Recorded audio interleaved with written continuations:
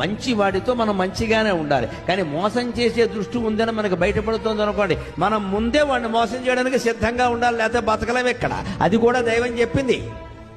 అంతేగాని వాడు నేను ఎప్పుడూ మోసపోతూనే ఉంటా, ఈ ఎదరపులు అరవద్దు. ఇక్కడ మోసపోవడం కూడా నీ తప్పే. వాడు మోసం చేస్తున్నాడని తెలుసు. అక్కడ చిట్ ఫండ్ కంపెనీ పెట్టాడు, మన దగ్గరికి వచ్చాడు, మీ బావగారు కట్టాడు, మీ బావమరిది కట్టాడు, మీ తోడోళ్ళు కట్టాడని మాట్లాడాడు. మంచిదేనండి, రేపొద్దున కనపడని చెప్పాలి. ఈ ముగ్గురికి ఫోన్లు చేయాలి. ఇది నిలబడేదేనా అని అడగాలి. ఏం లేకుండా వాళ్ళందరూ కట్టారని చెప్పగానే మనం కట్టేస్తే బావమరిది బాగానే ఉంటారు, మనకు పోయే ₹1,00,000 ఇక్కడ.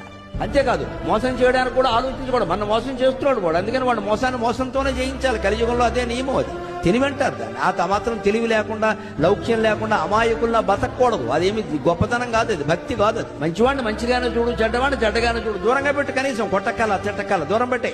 మాట్లాడద్దంత దూరంగా పెట్టి, ఇంటికి రావద్దని చెప్పి సంబంధాలన్నీ తెంచేసుకో. ఫోన్ మెనూలో నెంబర్ తీసేయి, చేసిన పలక్ బ్లాక్ చేసి పారే. పలక వాడు ఎంత దగ్గర చుట్టమైనా సరే, తోడేలుడు మేనలుడు ఎవడైనా సరే మన